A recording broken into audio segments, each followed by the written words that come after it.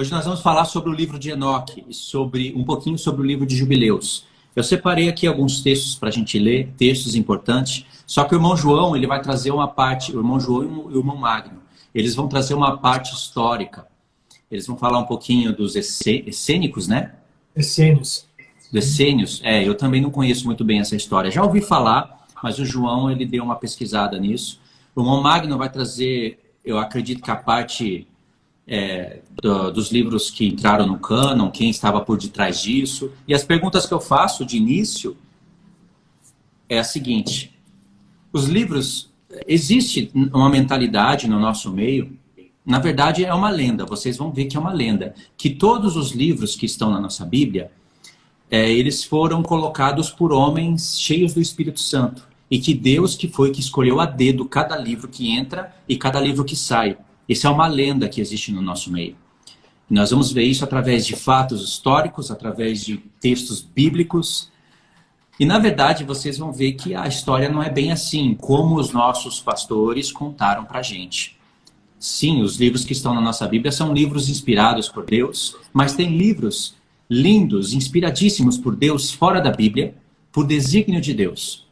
Deus, ele, como o profeta Daniel disse, ele é o que levanta reis, abate reis, ele coloca reis nos tronos. Ele que escolheu se Nabucodonosor ia entrar no reino ou não, e quem era o reino que iria vir depois. Só que Deus ele não controla todos os pensamentos e ações dos homens. Ele não é esse ditador que os calvinistas costumam apresentar para a gente. Ele permite os homens tomarem atitudes que vão, por exemplo, mudar textos da Bíblia, vão tirar livros inspirados, só que Deus ele vai controlar toda a história para que livros estivessem aqui na Bíblia, para a gente conhecer a Deus, para a gente conhecer o Filho, o Pai, o Filho, para a gente conhecer a obra do Espírito na igreja, para a gente crer no Senhor. E esses livros tinham que vir primeiro na nossa frente para a gente ter um parâmetro, hoje, nos dias de hoje, como foi programado por Deus, para a gente poder olhar para esses livros que estão fora na Bíblia e realmente ver que são livros apócrifos e outros que são livros importantíssimos, são presentes do Senhor. E um deles é Enoque, o outro é Jubileu. Eu tenho falado já isso no canal. Só que tem pessoas que têm uma dificuldade tremenda de entender isso, principalmente porque não lê a própria Bíblia, ou porque está querendo defender alguma bandeira. Nós vamos falar sobre isso hoje, tá bom? Vou passar aí a palavra para o irmão João. Maravilhoso. Irmãos, sejam bem-vindos, né? Eu já falei boa noite para todos, mas reforçando aqui essa boa noite maravilhosa que vamos ter. Esse assunto é um assunto que ele é realmente importantíssimo e é um assunto bem delicado, principalmente para quem não lê a Bíblia, né? Normalmente quem não lê a Bíblia e nunca conseguiu compreender os profetas, tudo o que ouve, né, tudo o que é fora do seu conhecimento julga ser então desnecessário, desproveitoso. O nosso assunto vai ser sobre o livro de Jubileus e também sobre o livro de Enoque, né? Dois livros interessantes, nós lemos, compreendemos que estão alinhados com os profetas, são livros inspirados por Deus, passaram por mãos de pessoas que mantiveram ali esses escritos a salvo por séculos e séculos. Tanto que, como nós vimos na primeira Enoque, número 1 ali, no primeiro livro de Enoque, ele faz a ressalta acerca de uma profecia desse livro, né? Que esse livro ele seria designado ao conhecimento da igreja que antecederia a volta do Senhor, a igreja da última geração. Lógico que durante a história a gente teve irmãos que compreenderam essas escrituras, mas a expansão completa desses livros vai se dar nessa última geração. Primeiramente, eu queria falar com vocês acerca do livro de Jubileus, né? Eu fiz algumas anotações aqui no meu computador, então eu vou acompanhar lendo aqui e vou falando com vocês, beleza? Se vocês ficarem com dúvidas, os irmãos vão estar vendo o comentário, vocês podem mandar também na caixinha de pergunta. Então, é um antigo trabalho judaico-religioso de 50 capítulos, o livro de Jubileus. Ele é considerado canônico pela igreja etíope ortodoxa, né? Eu creio que nos dias de hoje ainda é assim. Então, bem como os Beta Israel também são judeus etíopes que consideram o livro dos Jubileus e também o livro de Enoque como canônicos, ou seja, inspirados por Deus. Ele é conhecido como livro de divisão, né? Jubileus é considerado um livro pseudopígrafo pelas igrejas protestantes, pela católica romana e também pela ortodoxa oriental. Ele era bem conhecido pelos primeiros cristãos, por mais louco que isso pareça, amados, como evidenciado pelos escritos de Epifânio, Justino, Mártir, Orígenes, Diodório de Tarso, Isidoro de Alexandria, Isidoro de Sevilha, Eutícios de Alexandria, João Malalas, Eutímio, I Constantinopla, Jorge Quedrenos, todos historiadores escritos judaicos também, judeus, né?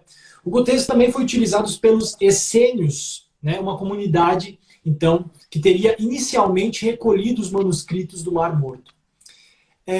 E também o livro de Enoque, amados, a gente sabe que ele foi encontrado no Mar Morto ali em Qumran, né? Então foram encontrados na gruta de número 4, 7 importantes cópias que foram atestadas pela versão etíope. Essas cópias, embora que não idênticas na totalidade, né, elas foram encontradas em conjunto com cópias do livro dos gigantes, referenciado ao capítulo 4 do primeiro livro de Enoque também.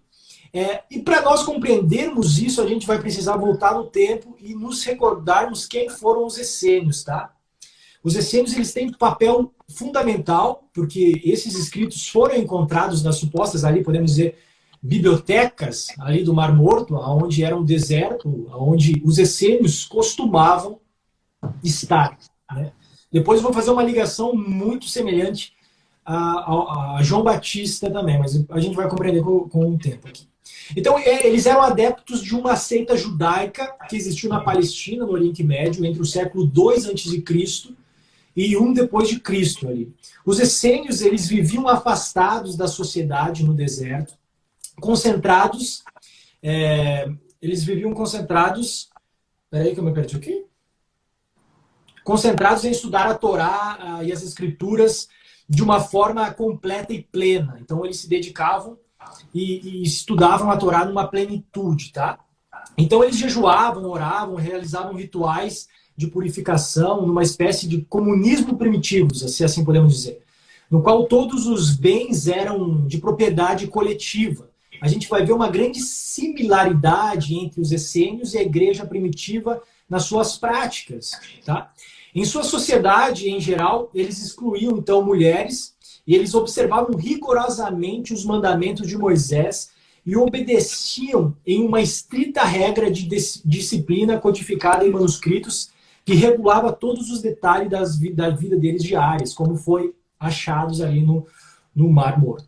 O surgimento da seita ocorreu numa época em que a classe alta de Jerusalém, na Palestina, estava sob forte influência da cultura grega, racional e pagã. Então existiu um grande período ali onde o paganismo, as teorias gregas, eles dominaram muito judeus e fariseus, rabinos.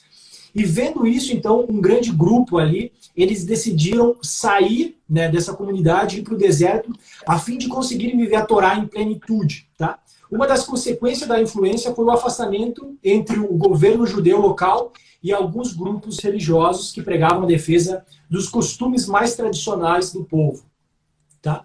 Após ali 142 a.C., cresceu a tendência de separação entre os judeus. Os essênios, então, retiraram-se para o deserto, ou áreas onde pudessem ali observar rigorosamente os mandamentos de Moisés.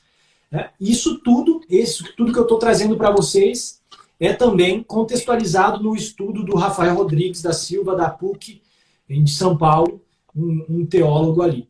Então, a semelhança entre certos rituais que a gente vai ver dos essênios, eles são muito parecidos, como eu acabei de dizer, com os rituais, não podemos dizer rituais, mas com as práticas da igreja primitiva, como, por exemplo, o batismo e a comunhão entre si. Assim, isso você vai ver muito similar com a ação de João Batista, né? João Batista se retirou para o deserto e a probabilidade dele ter convivido ali com os essênios é gigantesca, e a gente seria até meio que bobo se dissesse que não tem parcialidade entre eles nenhuma, porque a gente vê atitudes de João Batista similares, muito similares à prática dos essênios, tá? Como, por exemplo, o batismo no arrependimento. Tá? Alguns acreditavam, então, que João Batista realmente era um essênio, tá? Que conviveu ali com a igreja. Então, mais ou menos, a gente consegue compreender que os essênios eles se retiraram da sociedade por ver a corrupção dos judeus mediante, né, o contexto grego, a grande iniciativa pagã que estava tomando forma no meio dos gentios e, de certa forma, ali, como a gente vê também, a gente pode trazer isso para os dias de hoje com a igreja, né, a gente vê que o mundo, às vezes, entra dentro da igreja e corrompe todo o sistema. Então, existem os remanescentes fiéis que eles se afastam de um sistema corrompido, né, corrompido e podre, para viver a plenitude do evangelho. É mais ou menos bem similar ao que a gente vê isso. Também algo interessante que eu acabei de dizer para vocês é que a igreja etíope, né, ortodoxa, ela manteve esses escritos de Enoque e de Jubileus como canônicos, ou seja, como inspiração de Deus. Vamos entender um pouquinho quem são essa igreja etíope, tá, amados? Então, a história do cristianismo no continente africano, ali na Etiópia, ela começa bem cedo ainda no Império Romano, tá? Quando o Egito ainda era uma província de Roma.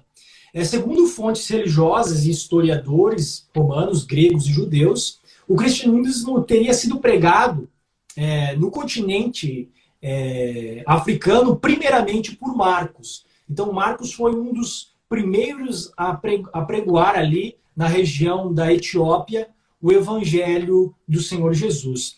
De acordo com alguns historiadores do século I, como Eusébio de Cesareia, por volta de 43, Marcos viajou de Roma para Alexandria com a missão de pregar a palavra de Cristo no Egito. Nessa época, Alexandria, então, amados, era a maior cidade da província egípcia e o porto mais importante do império no continente africano. Alexandria era uma metrópole da antiguidade, se assim podemos dizer, né? Tendo um crescimento muito grande desde o século IV a.C. por Alexandre o Grande. Nesse caso, amados, pessoas de vários cantos do Império Romano e até mesmo além desse iam para a cidade porque era uma grande metrópole, tá?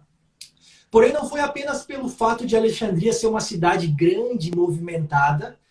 Nela já existiam pequenos grupos que ali habitavam judeus por essa época. Existiam judeus, então, ali nessa área. Então, esses judeus aceitaram a mensagem que até então, onde nós temos alcance, Marcos foi trazer o evangelho. Esses judeus eles se converteram a Cristo Jesus e creram no evangelho de Jesus Cristo. Então, depois, posteriormente, eles foram conhecidos ali como a igreja primitiva, os primeiros cristãos, que eram esses pequenos números de judeus ali que estavam ouvindo do evangelho e creram no evangelho. Então, tal fato levou alguns historiadores até ali anotarem e falarem que esses eram realmente judeus cristãos, temos nos livros de história. E nesse período a gente tem, embora um grande líder ali, que era Trajano, ele realizou boas ações nessa província, tornando realmente Alexandria ali com grande evidência, né? Foi durante o seu governo, nesse período, na década de 70 depois de Cristo, tá? Que o mesmo enviou, então, legiões para Jerusalém para conter a revolta que estava acontecendo ali na cidade.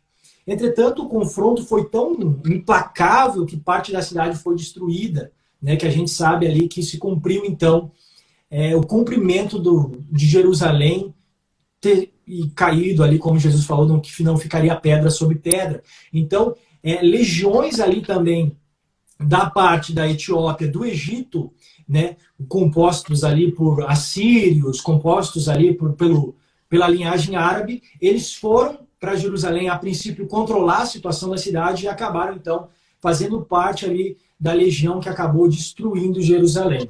Isso faz muito também sentido, né, irmão Luiz, com a questão das profecias de Naum, com a profecia de Daniel, acerca do príncipe do povo que viria a destruir Jerusalém no ano 70 depois de Cristo ali, tá?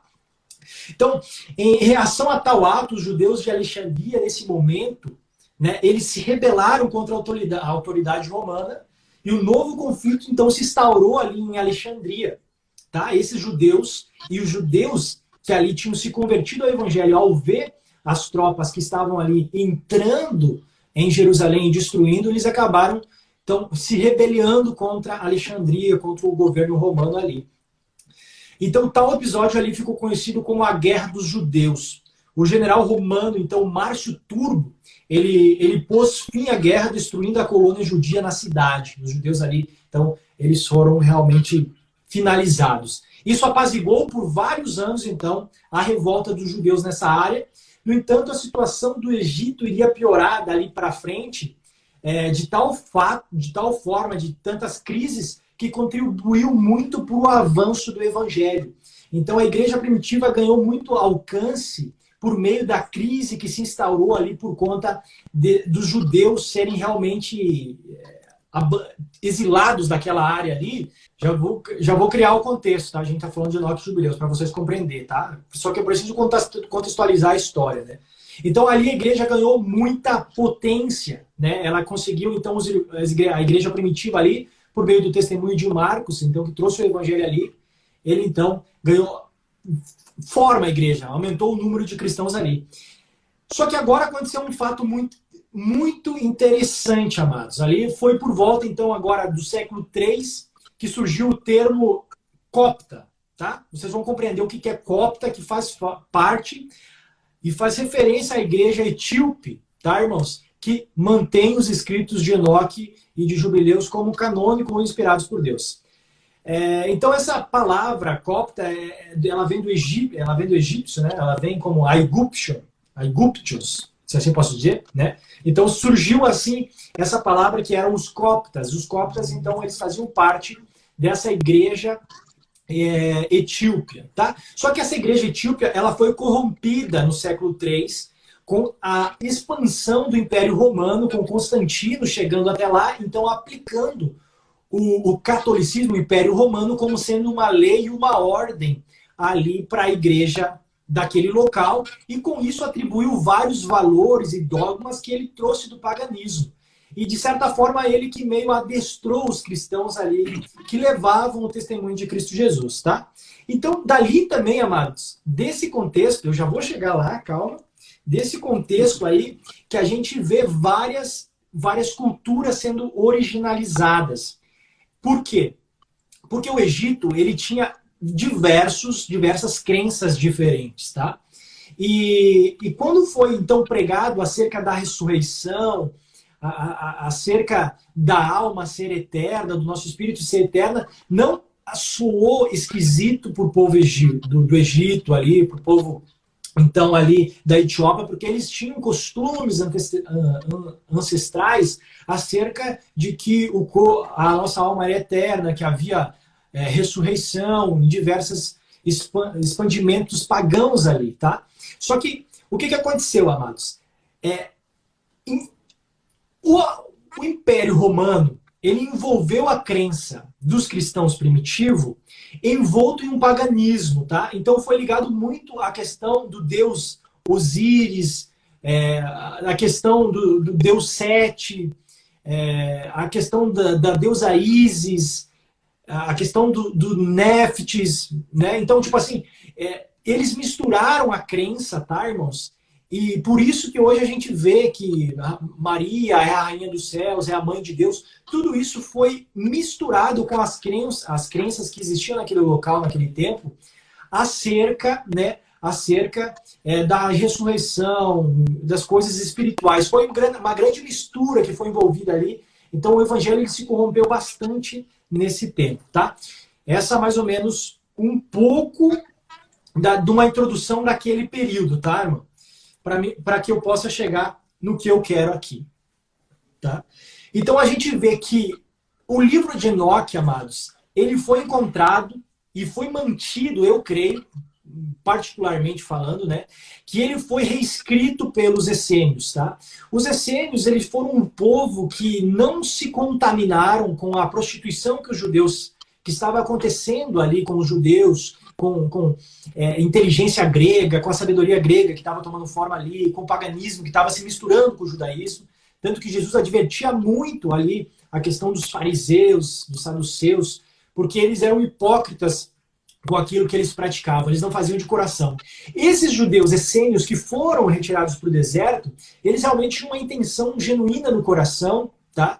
de viver a Torá por completa. E eles levam esses escritos, amados,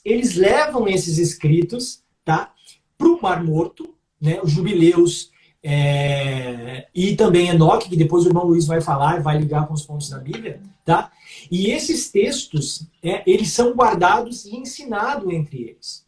Tanto que você vai ver que essa igreja etíope, que recebeu o evangelho primeiramente de Marcos, eles tinham acesso, então, ao livro de Enoque e ao livro de Jubileus. Eles tinham acesso. Então você percebe que os apóstolos, eles tinham um conhecimento desse livro, né? Tanto que é citado, por exemplo, em Judas, em 1 Pedro, em Gênesis. Então você vê que o livro de Enoque, ele é citado na palavra de Deus, né? E tinha total conhecimento dos apóstolos acerca desse livro. Então, quando eles vão evangelizar, né, quando eles saem no ID, para trazer Cristo conhecido, eles ensinam coisas profundas do Evangelho, tanto que a igreja primitiva toda ali, da Etiópia e tudo mais, eles tinham conhecimento destes livros. Por quê, gente? Por quê, amados? Olha só, a gente vai entender uma coisa tão linda. O Senhor, ele sempre selecionou um povo que buscava a Deus de todo o coração, com toda a integridade, reservando coisas específicas e profundas da palavra. Os essênios, de certa forma, eles foram homens que buscavam a conhecer a Deus de todo o coração. A gente vê que existe uma grande similaridade com João Batista e os essênios, porque João Batista, ele sai para o deserto, né? Consequentemente, naquela região existiam os essênios, né? Ele provavelmente tinha comunhão com alguns irmãos ali, com alguns essênios, porque os essênios também eles eram messiânicos, eles criam que o Messias viria a se revelar naquele tempo, né? E aí o que acontece? Você vê as práticas do cristianismo da igreja primitiva, como por exemplo, André e João, eles eram discípulos de João Batista. E você vê a igreja primitiva tendo atitudes, por exemplo, com o batismo do arrependimento, que era algo que João Batista pregava, os essênios também costumavam fazer isso. Você vê a comunhão entre eles, em viver uma comunidade onde todos tinham entre si a mesma importância e o mesmo valor. Todos eles abriam mão do que tinham, compartilhavam entre si e viviam numa comunidade, assim como a igreja primitiva vivia, né, em uma única união. Então a gente vê que existem valores muito similares carregados por esses essênios, né, que realmente guardavam ali coisas preciosas, como o livro de Enoque e o livro de Jubileus. E aí, amados, por que então, depois houve com essa igreja etíope, a igreja etíope, que depois ela foi realmente ali prostituída por Roma, né? Roma atribuiu valores ali que não fazia parte da igreja primitiva, ensinada por Marcos. Você vai ver que houve, então, um concílio, no ano 451, o concílio de Calcedônia, que houve uma ruptura entre a igreja de Etiópia ortodoxa, que fazia parte, era um braço da igreja de Roma, por conta de crenças diferentes. Então houve um rompimento e eles mantiveram assim a essência de crer que o livro de Enoque e o livro de Jubileus faziam parte, então, eram inspirados por Deus e traziam revelações acerca profunda de dias vindouros. Tanto que, como eu acabei dizendo, no capítulo 1 de Enoque, ele vai falar acerca de uma revelação. Aquele livro ele estava profetizado para uma geração específica, uma geração eleita, povo sacerdotal de Deus. A gente vê coisas em Enoque que estão totalmente alinhadas com as Escrituras. A gente vê citações dos apóstolos acerca de Enoque. Então a gente vê Jubileus dando total autoridade para o livro de Enoque, né? Se você não leu Jubileus também, ele é enriquecedor. Como eu acabei de dizer, é muito importante você conhecer os profetas para que tudo que você ouvir esteja alinhado com os profetas. Então, sim, você toma aquilo como algo verídico, tá? Então, o que aconteceu? Eu creio muito, amados, que eles foram copiados, as escrituras ali, tá? Por conta, então, dos livros originais terem ficado em Jerusalém, com os judeus, e eles terem levado provavelmente cópias ali para o deserto desses livros. E eles eram realmente pessoas que se dedicavam totalmente ao evangelho. Quando Jesus fala de João Batista, ele fala que João Batista ele foi o menor no reino dos céus, porque ele fazia parte da última remessa dos profetas, né? O menor ali. Né? Então ele estava, se João Batista estava ligado com essênios, que é algo muito provável, né? Então a gente vê que o coração ali daquele povo do deserto, eles realmente tinham muita integridade com o evangelho. E a gente vê que André e João, que eram discípulos, né, de João Batista, que estavam naquele período, eles trouxeram esses ensinos também para a igreja, né, da forma de se comportar. Jesus também cita. Então você vê que Enoque e Jubileus, ele era muito estudado pelos essênios, e também ele fazia parte, né? Então, mais à frente, a gente vê 300 anos depois, a igreja etíope ainda tendo os valores que foi levado por Marcos. Com certeza, Marcos levou estudos importantíssimos acerca de Enoque, que se estendeu por todo o período até 300 anos depois ali. O irmão Magno agora ele vai falar acerca de quando que esses livros se perderam e quando que eles foram impedidos de ter esse alcance entre os judeus, né? Porque ele dava muita autoridade para Cristo Jesus ser reconhecido como Messias. O irmão Magno vai falar acerca disso. E a gente vê também que esses essênios, como eles realmente buscavam essa plenitude de fazer a vontade de Deus, eles separam esses livros. Eles guardam esses livros, né, que trariam revelações muito profundas e detalhes muito profundos acerca das Escrituras, tá? Para ficar claro para os irmãos, a Bíblia que nós temos na nossa mão, ela é totalmente perfeita, plena, totalmente inspirada por Deus. Tudo que você precisa para a tua salvação, para a mortificação da tua alma, para direcionamento, tudo está nela. Tanto que os profetas, quando você ouve esses livros que também foram inspirados por Deus, não fazem parte, eles estão totalmente alinhados com os profetas bíblicos. Então, o que você precisa, né, para ir profundo em Deus está na palavra de Deus. Existem detalhes e acréscimos, pedras preciosas que estão nesses livros também, que fazem acréscimo a tudo que nós aprendemos, que fazem parte da profecia acerca da igreja do fim, que teria um conhecimento pleno, profundo e diferenciado do que o resto da história, que foi, né, que a gente sabe que se absteve muito da palavra de Deus. Os romanos, né, tiveram essa prática de retirar a Bíblia do alcance das pessoas, justamente para elas não terem conhecimento. E também foi feito isso nesse período de tempo com a igreja etíope, onde eles levaram para dentro da igreja muitos dogmas dos homens, né, onde se corrompeu muito a igreja etíope, mas na sua originalidade, que foi por meio da pregação de Marcos, eles já tinham essa essência acerca e conhecimento acerca do livro de Enoque e o livro de Jubileus. Vou passar a palavra para o Magno também falar. Então, vamos controlar o microfone. Enquanto o Magno estiver falando, a gente deixa o nosso no mudo para deixar o som mais limpo, beleza? Beleza, então, Magno, manda ver. Então, vamos lá. Paz de Cristo, irmãos. Boa noite a todos. Acho que eu não dei boa noite aí, porque eu fiquei tentando botar o tal do filtro aí, que não, não consegui. Mas vamos lá. Irmãos, então, o irmão João já falou alguns detalhes aí. E é importante a gente entender também sobre esse sumiço, né, de alguns livros. Por que eles sumiram um determinado tempo, depois voltaram, né? O irmão João já falou bastante coisa. Mas vamos observar aqueles que já estudam, né, e já sabem, conhecem as duas casas de Israel, por exemplo. A gente sabe que o povo hebreu, né, os israelitas, os judeus, durante toda a sua trajetória, sempre houve dispersões, né? Eles eram dispersos, voltava, conquistava e teve aquela luta toda ali, mas a principal aconteceu na divisão das duas casas. Os irmãos concordam, né?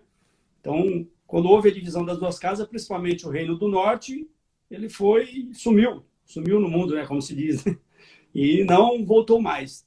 Por que eu digo isso? Porque é importante também. Porque nesse período, né, aconteceu ali primeiro a invasão assíria, que conquistou ali o reino do norte, e depois veio quem? Depois veio os persas, né? Os persas conquistaram os assírios, aí depois os assírios foram conquistados pelos gregos, né? Pelos gregos, e depois os gregos pelos romanos. Então, nesse bolo todo aí, né, o que aconteceu? Entre os sábios judeus, né, ali daquela época, já começou, então, a preocupação em resguardar o conhecimento da palavra de Deus, né? Eles prevendo ali que poderia acontecer, então, o sumiço das escrituras, houve, então, a preocupação. Mas também houve outro detalhe interessante. Exatamente mais ou menos nesse período aí, houve uma coisa chamada Mishnah, salvo engano, né, irmão Luiz? O irmão Luiz entende mais sobre isso aí. Que era o quê? Os comentários, né, sobre a Torá, né? E depois que passou o tempo, já depois de Cristo, se montou então o Talmud. Então eu vou falando aqui, os irmãos depois vão entender isso aí. Então essa preocupação, eu quero dizer sobre a preocupação em guardar as coisas de Deus, a palavra de Deus na sua originalidade, né? Tirando ali o Talmud, que eles consideram uma lei oral, né, vinda de Deus, e a gente sabe que não é bem assim, mas tem uma coisa interessante nisso aí. Eu vou depois explicar e conectar isso mais à frente. Então, após então essas dispersões, essas conquistas, Cristo vem, né, vem com o Evangelho, e a partir daí começa-se uma nova etapa, vamos dizer assim, nessa linha do tempo, né? E o que acontece? Alguns livros, né, como o irmão João já falou, eles eram considerados nesse período e depois passou a não serem mais considerados. Então, por que disso? Por que isso aconteceu? Não, irmão, porque não eram canônicos, não era inspirado, então foram tirados. Mas será que é bem assim? Então, eu estou falando aqui para a gente começar a meditar nesse sentido, né? Será que realmente é isso? Será que... É claro que foi uma permissão de Deus, mas não são inspirados esses livros. Nós estamos falando aqui de Enoque, principalmente Jubileus, né? E o que acontece? Uma coisa interessante, já depois, né? Passou-se a conquista dos romanos, a dispersão dos judeus ali, a destruição do templo. Nesse período, o irmão João já falou, os essênios com a preocupação também de guardar, né, os escritos originais, né? Esconderam ali as escrituras, entre eles Enoque, Jubileus, e depois agora recém-descoberto lá nas cavernas de Qumran, né? E agora isso é provado através também da ciência. Mas, olha só, por cerca, mais ou menos 70 anos, né, a 100 anos depois de Cristo, os judeus já da época, os sábios, né, sempre ali, os sábios judeus ali interferindo também. Eles fizeram ali, a gente vai falar aqui de concílio, eu vou falar de concílio aqui, tanto da Igreja Católica, quanto o dos judeus também, que tiveram concílios aí. E um importante, né, que eu vou falar aqui, que é o concílio de Jâmia. Esse concílio, presidido aí por um sábio também muito considerado pelos judeus, chamado Yochanan ben Zakkai. Alguém já ouviu falar? Quem conhece ou já sabe mais a respeito das tradições judaicas, Talmud, esse cara aí praticamente ele foi o cara, assim, a peça-chave na montagem do Talmud. Olha só o que também aconteceu. Na contagem do tempo do calendário hebraico, que a gente sabe que tem uma diferença de mais ou menos 200 anos. Isso aí, irmãos, a gente entende agora, né? Lendo todas essas escrituras que o Senhor tem nos revelado, a gente sabe que foi proposital. Principalmente Yochanan ben Zakkai, né? O nome dele aqui, correto? Ele, claro, essas cabeças, esses senhores do conhecimento judaico, eles negam até hoje, veementemente, né, Cristo como o Messias, né? E houve essas alterações, então, propositalmente, exatamente. Por quê? Se não alteram ali o calendário, por exemplo, hebraico, ficaria muito mais fácil de, entre os judeus mesmo, reconhecerem o Senhor Jesus como Messias. Então, em todo vamos dizer, essas guerras que teve, essas dispersões, quando foi se consolidar esses escritos judaicos, houve essas alterações, né? Tanto na parte da contagem do tempo, como também na retirada de livros.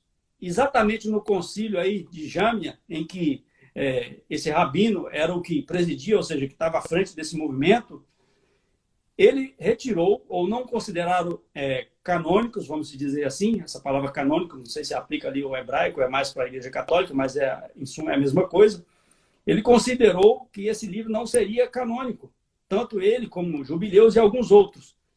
Porque nesse concílio bateram o martelo que, para ser considerado uma escritura hebraica original, né, teria que considerar 4 pontos.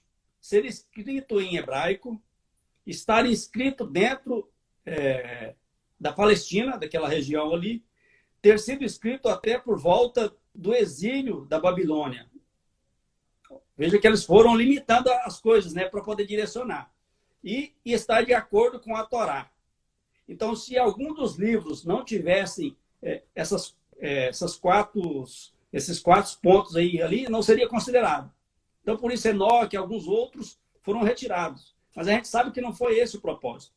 O propósito foi descredibilizar. Porque se o povo, né, os judeus e outros depois, e nós também agora, né, fôssemos examinar essas escrituras, ficaria muito mais fácil de se entender tanto os profetas, ficaria muito mais fácil você entender a linha do tempo, os tempos determinados, a vinda do Messias. Então, com esse intento, eles fizeram esse concílio e retiraram, então, principalmente ali Enoque, Jubileus e algumas outras escrituras também. Então, aqui eu falei sobre o concílio de Jamnia, né? Agora eu vou falar um pouquinho sobre o concílio, né, de Laodiceia.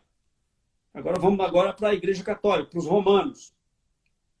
A gente sabe que entre a Igreja Católica, desde a sua criação lá, depois que eles deturparam, como o irmão João já citou aí, os princípios ali dos ensinos da Igreja Primitiva, eles fizeram vários concílios também, ou seja, reuniões para se debater o que seria vindo de Deus ou não, se era canônico ou não, se era inspirado ou não. Agora veja bem, quem são eles, vamos dizer assim, né, para bater o martelo sobre isso aí, mas tudo bem, vamos lá. Então o concílio de Laodiceia, por volta do século IV, ele também colocou o livro, principalmente de Enoque, fora. Por quê? Eu vou ler aqui um pequeno pedaço que eu já anotei aqui. Então, até o século IV, era comum entre os cristãos a leitura do livro de Enoque, né? O Enoque I, pelo menos. Né? O embrião da rejeição começou no século II, na verdade, com Júlio Africano. Quem que é esse Júlio Africano? Era vamos dizer assim, um pensador da época, um pensador romano, né? E ele começou, então, a colocar ali algumas coisas falando que o livro de Enoque não era canônico, né? E atingiu o seu auge no século IV com Agostinho de Hipona. O pessoal sabe quem é Agostinho, né? O Santo Agostinho aí da Igreja Católica, aí considerado também um dos sábios aí da Igreja Católica.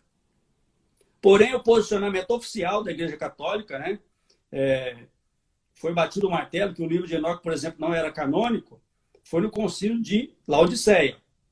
Por que eles afirmaram isso? Afirmou que porque os únicos nomes de arcanjos, olha só, que eles consideraram seria Miguel, Gabriel e Rafael. Como o livro de Enoque teria mais 4 arcanjos, não é isso, irmão Luiz? 4 arcanjos, que são 7, né? Então, por causa disso, não. Então, não é canônico, está fora. Então, tiraram, então, daí o livro de Enoque. E só para vocês, aqui é só uma introdução minha aqui, para os irmãos entenderem que nós vivemos num mundo de ilusão, é claro, e que tem, vamos dizer assim, as suas teias, como se fala, não é teia, estamos presos aí por vários sistemas, né? Por vários sistemas. E o sistema religioso é um deles. Quando a gente analisa tudo isso aqui e vai meditar na palavra, lê Enoque, Jubileus, vai ler os profetas, né? Vai examinar os nossos próprios livros aqui considerados pelos evangélicos, né? Canônicos, mas os evangélicos consideram canônico, mas livros que foram batido o martelo praticamente pela Igreja Católica, né? Inclusive, uma das mais usadas das Bíblias entre os evangélicos é uma Bíblia João Ferreira de Almeida, que é um padre, né, que fez traduções e tal. Então, é até estranho, né? E, na maioria, muitos não querem examinar, por exemplo, os livros no seu original. Isso aí também é um erro. Mas vamos lá. Então, falando de sistemas, o sistema religioso, ele também é usado para poder nos deixar cego em certas questões. É isso que nós vamos hoje aqui estar falando. Então, essa é uma pequena introdução aqui. Eu vou então passar aí o irmão Luiz para ele continuar a sua fala. Tá certo. Vocês conseguem compreender, então, irmãos, o que Deus permitiu acontecer no mundo? A mentalidade evangélica, ela é muito prejudicial. Embora ela pregue a salvação, ela pregue algumas leis da Bíblia, e consegue fazer ali, no que diz respeito a algumas das obras do Senhor, ela é muito limitada, e ela limita demais a nossa mente. Vocês vão ver pastores da igreja adventista, pastores da igreja calvinista, a partir de agora, com muito mais força, combatendo essa ideia que a gente está propondo para vocês e esses livros que o próprio Deus vai pôr a mão para resgatar no nosso entendimento. Eles vão combater, e é Deus mesmo que vai fazer isso. O povo não entende muitas dessas coisas. No Antigo Testamento, quando um falso profeta profetizava uma mentira para enganar o povo, era Deus que estava profetizando a mentira através desse falso profeta. Aí você pode dizer, mas como assim o Deus profetizando uma falsa mentira? Está escrito, irmãos. Isso está escrito, você não deveria ficar assustado quando eu falo isso. É claro que não é Deus mentindo, não é Deus criando um tropeço para o homem, não é nada disso, é Deus colocando à prova ao seu povo. Porque o povo tinha a Torá, eles tinham as leis, e Deus usa falsos profetas, ele permite, ele convoca espíritos para enganar o povo. E ainda Deus fala, vocês vão conseguir enganar, pode ir lá e profetizar. Mas também todo aquele que se deixar enganar, eu vou eliminar. Isso que eu estou falando são textos escritos no livro do profeta Jeremias. E lá no Novo Testamento, o apóstolo Paulo valida esse pensamento. Ele fala, em 2 Tessalonicenses capítulo 2, ele fala, porque não creram no amor da verdade, Deus enviará o espírito do erro para que eles creiam. Então, é Deus que joga, que coloca todos esses desafios no mundo. Aí tem uma lenda, na mentalidade evangélica, de que os livros que estão na nossa Bíblia foram escolhidos a dedo pelo próprio Deus, usando quem? Usando quem? Os judeus cristãos não eram. Não era porque eles estavam dispersos pelo mundo, todos os apóstolos, fundamentos da igreja, estavam mortos. Quem que poderia ser a reforma? A reforma não era. Irmãos, quem que existia nessa época? Os bispos católicos. E eles estão aí no YouTube tacando na cara dos evangélicos essa verdade. E isso é uma verdade. Eles falam, fomos nós que preservamos a palavra de Deus e que escolhemos os livros que vocês têm aí debaixo do braço para hoje vocês interpretarem errado. Ou seja, interpretar certo na cabeça desses demônios é você dar glória a Maria e reverenciar a igreja católica, a trindade deles e tudo. Mas eles estão falando uma verdade aí, com muitas mentiras, mas estão falando uma verdade. Foram eles. E por que Deus permitiu isso? Porque Deus, irmãos, ele tem planejamentos.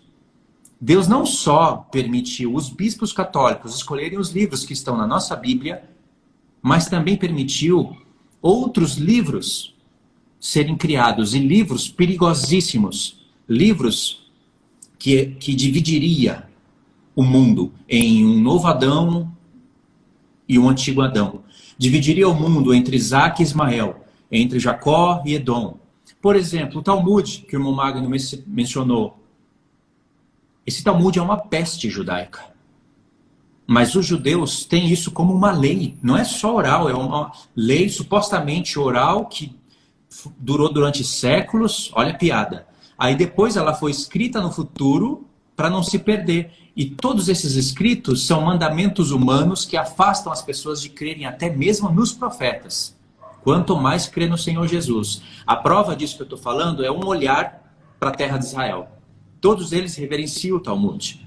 E muitos deles amam mais o Talmud do que a Torá. E o profeta Jeremias previu esse livro. Naqueles vídeos que eu já falei para vocês. Deus também permitiu o Alcorão. O Alcorão tem peças da Bíblia, nomes, misturas, nojentas. Misturou tudo. E o Alcorão, ele arrebata mais adeptos para a sua religião do que a Bíblia. Deus também permitiu os livros da Igreja Católica, que são utilizados até hoje, que são claramente contra Deus. Deus não só permitiu isso, mas permitiu também uma Bíblia do Testemunho de Jeová, permitiu livros, a Bíblia, por exemplo, versão Jerusalém, onde eles pegam alguns textos, algumas expressões de Paulo e converte elas em judaísmo. Eles torcem mesmo, sem medo algum. Onde Paulo está falando obras da lei, que obras da lei não salvam, se referindo às práticas da Torá, que eram obras da lei mesmo, dadas por Deus, e que elas não poderiam salvar, porque claramente veio Cristo com a nova aliança, eles retiram isso e colocam legalismos, como se fossem obras de fariseus e saduceus acrescentadas na Torá. Então eles mudam o que Paulo estava falando, eles mudam à força, já que eles não conseguem explicar o que eles querem explicar com a própria Bíblia. Então eles fazem o apóstolo Paulo falar algo que ele não está falando. Existe isso, irmãos. E tem pessoas que amam essa Bíblia judaica, versão Jerusalém. Ela pode ser boa em alguns pontos, porque o diabo é astuto, mas em outros ela corrompe a verdade e leva as pessoas para o judaísmo. Deus permitiu. Só que mesmo nessa Bíblia judaica, se você estudar a carta de Gálatas, é impossível aquilo que eles mudaram, aquelas frases que eles mudaram do apóstolo Paulo, é impossível a pessoa ir para o judaísmo. Então eles criaram um Paulo totalmente contraditório dentro da Bíblia deles. Isso não é tudo. Deus permitiu dentro da nossa Bíblia erros de traduções. E muitos deles, muitos, que mudam o sentido.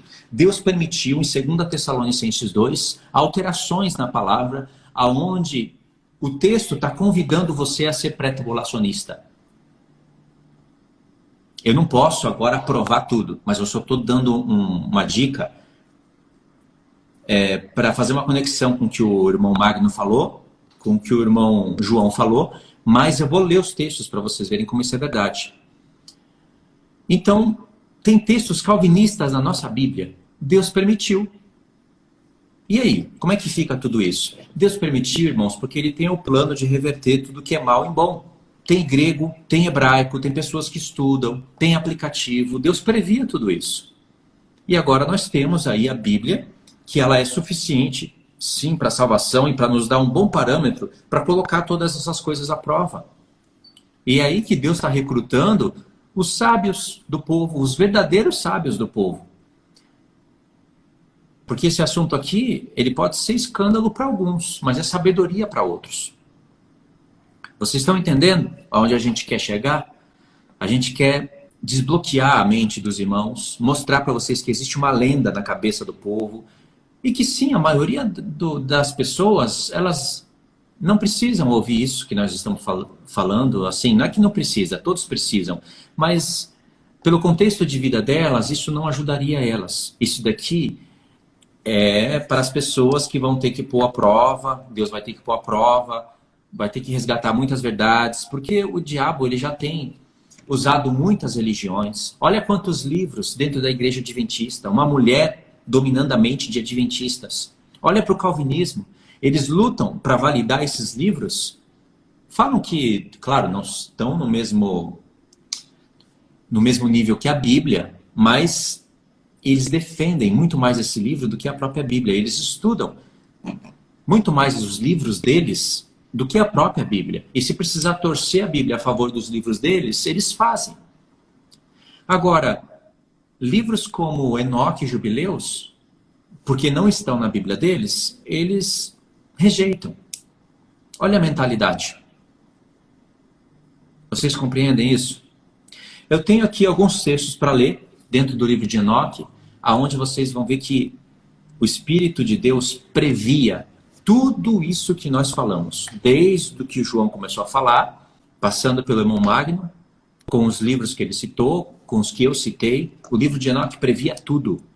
Isso não tem como ser inventado por uma mente humana. Fora os milhares de livros que os homens escrevem, cada um com a sua própria ideia, introduzindo heresias de perdições, matando a fé na cabeça dos ímpios, impedindo que eles creiam em Deus, impedindo que os cristãos que creem em Deus acreditem na própria Bíblia e como Deus formou a terra, como é o nosso mundo de verdade. o diabo criando uma lenda na cabeça dos evangélicos, ofuscando a criação da glória de Deus e treinando eles a contrariarem a própria Bíblia a favor da ciência. Tudo isso foi previsto por quem? Com precisão, por Enoque, um homem que viveu 365 anos. Um ano tem quanto? 365 dias. Enoque viveu 365 anos. Não pode ser por acaso isso. Ele foi o que mais explicou sobre o sol, a lua e as estrelas, sobre como é a terra e como é o céu. Os outros profetas também explicam e até falam coisas que não estão escritas no livro de Enoque, mas o que Enoque nos dá é uma visão mais clara.